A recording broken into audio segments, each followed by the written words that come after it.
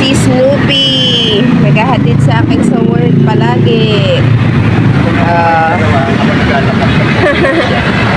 Snoopy! Dito na kami, malapit sa work.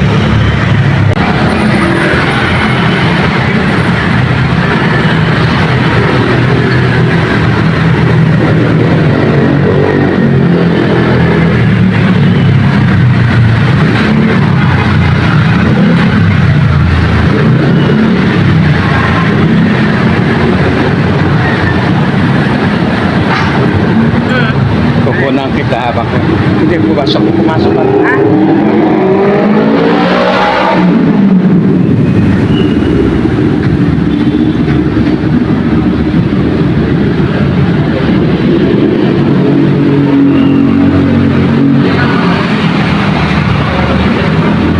Good morning, mga kachichings! Welcome back to my YouTube channel! Hello!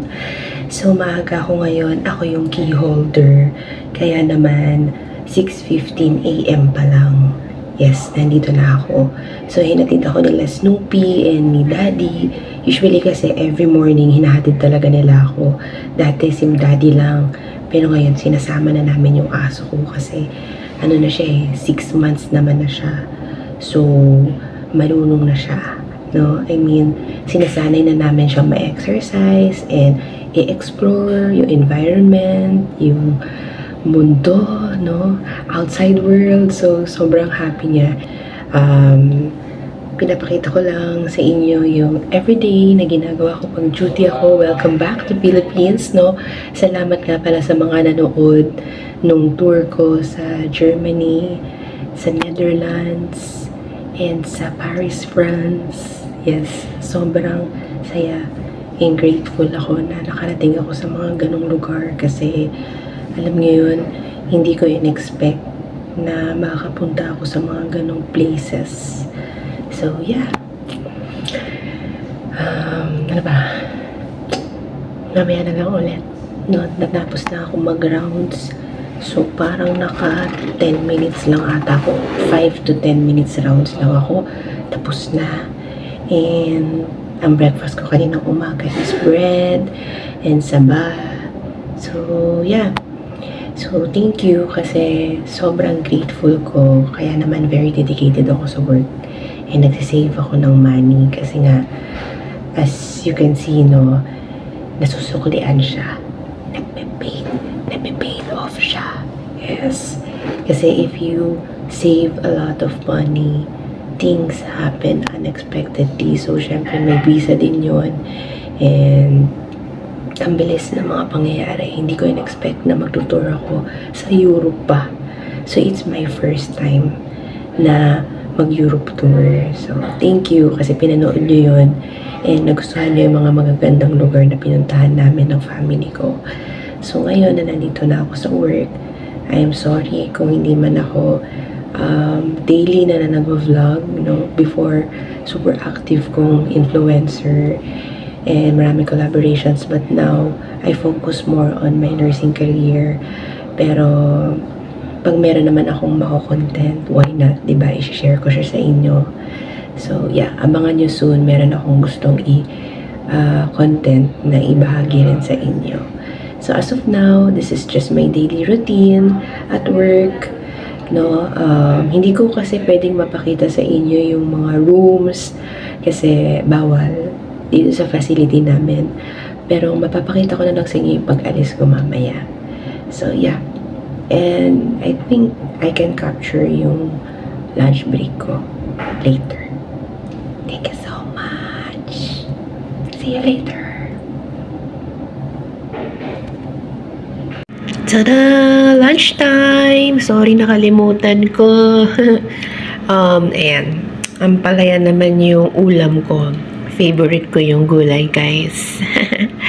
So, yeah. Naubos ko na yung ampalaya. So, maganda to talaga sa masustansya. No?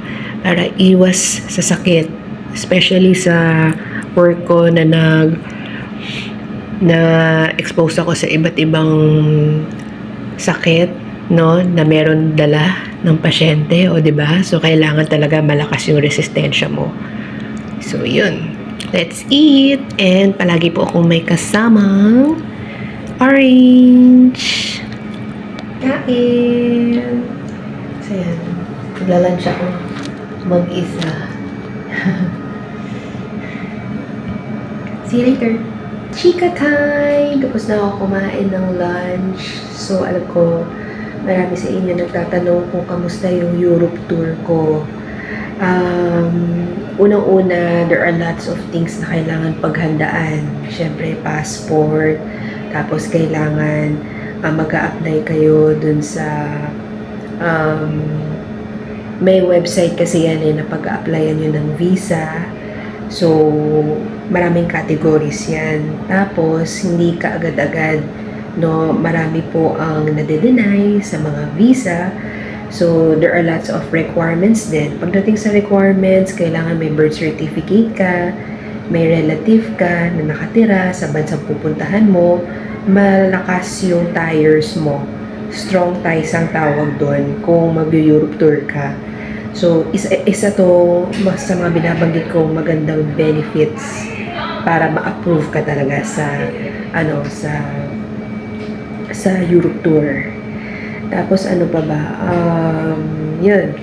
Yung lahat ng mga documents like yung bank certificate, kailangan din paghandaan yung pocket money.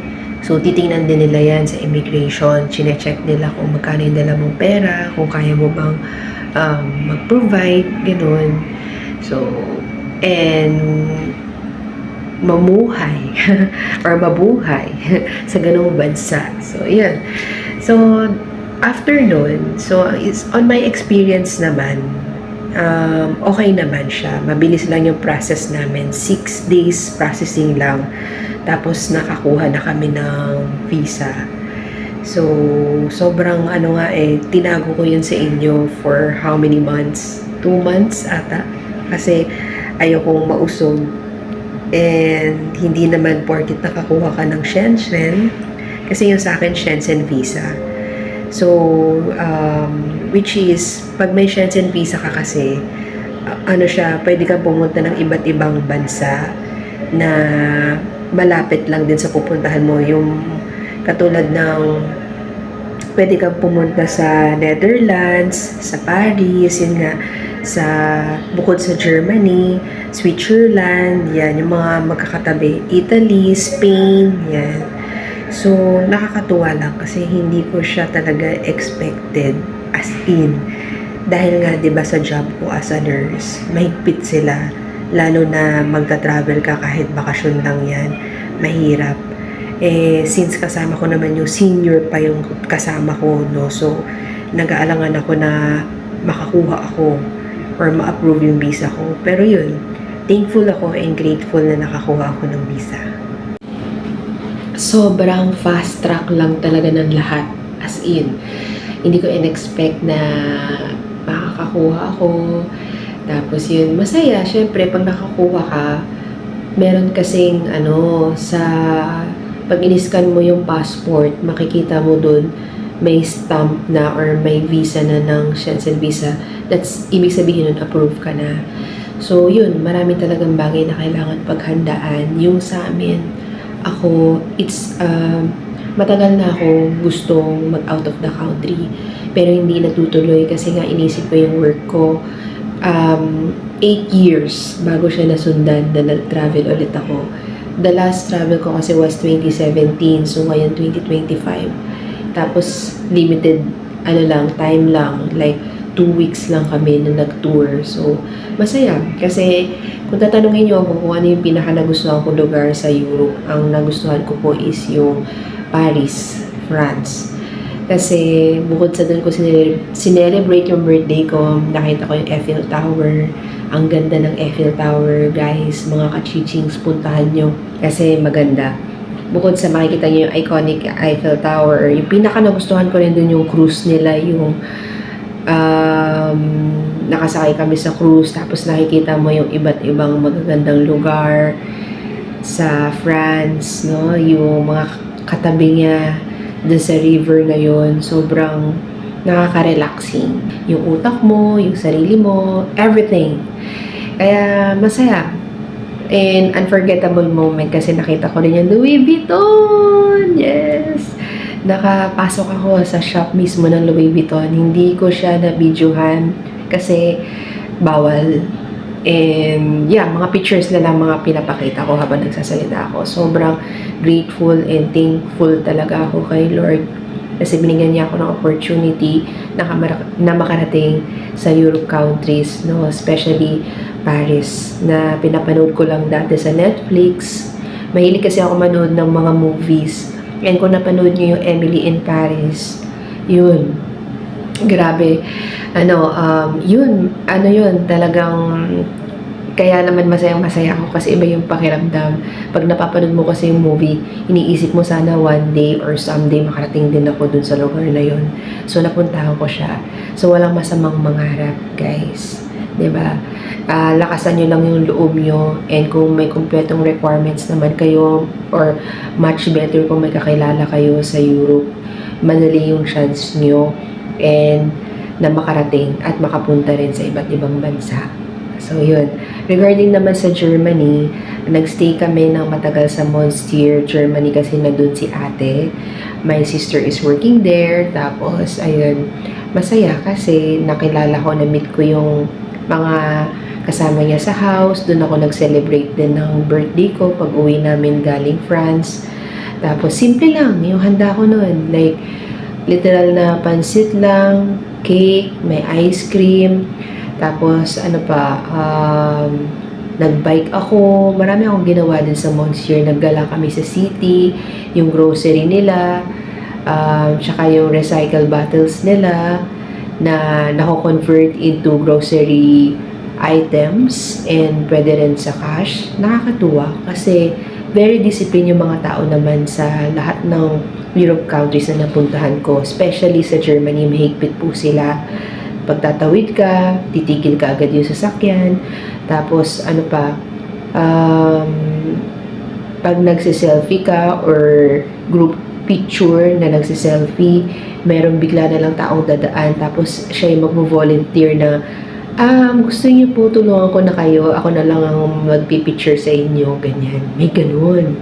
Mababait yung mga tao talaga sa Germany. And ang nagustuhan ko naman dun sa kanila is yung kalinisan. Discipline yung mga tao, malinis, very organized, and lahat ginagamit puro cellphone, puro naka-app, puro may QR code, scan QR code. And also, pagkakain ka, dapat kung ano yung in-order mong food dun sa restaurant na yun, yun lang yung kakainin mo. Bawal po yung mga ibang pagkain na ibang brand. Yun, mag-ingat kayo doon. Kasi, mag-ingat kayo doon. Na pagka, for example lang ha, Starbucks, bumili ka sa Starbucks, dapat kung ano man yung binili mo sa Starbucks, yun lang yung kakainin mo sa Starbucks. Hindi yung, kunwari, bumili ka sa Jollibee, tapos gusto mo siya kakainin sa Starbucks. Hindi pwede yun. Kaya, yun, mahigpit sila sa part na yun. So, pero, ang dami rin, no? Doon naman sa Netherlands, ang gaganda, ang gwagwapo ng mga tao doon, yung mga lalaki, yung mga babae nila doon. Grabe, lahat may itsura, matatango sa ilong yung mga girls nila doon. Ang tatangkad, nung nagpunta kami sa CR, ang liit ko. Hanggang dito lang ako sa dede nung babae. Ang liit. Talagang Asian na Asian yung dating ng height ko talaga. Sobrang tangkad nila. Sobrang bango. Very fashionable. Actually, sa Paris din. No, may mga nakita rin ako doon na fashionista. Pero since mix na kasi yung mga tao doon eh. May mga iba't ibang, may mga Amerikano na. Hindi mo na alam kung sino yung mga pure Parisians doon. Pero, ang kagandahan nga doon yung place. Wala akong masabi sa lugar talaga ng Paris. Pagbalik naman natin ngayon sa Netherlands naman po, ang nagustuhan ko bukod sa yung mga tao, yung mga itsura nila, ang nagustuhan ko naman din sa kanila is yung mga church nila. Also sa Germany, church din. And ano pa ba? Yung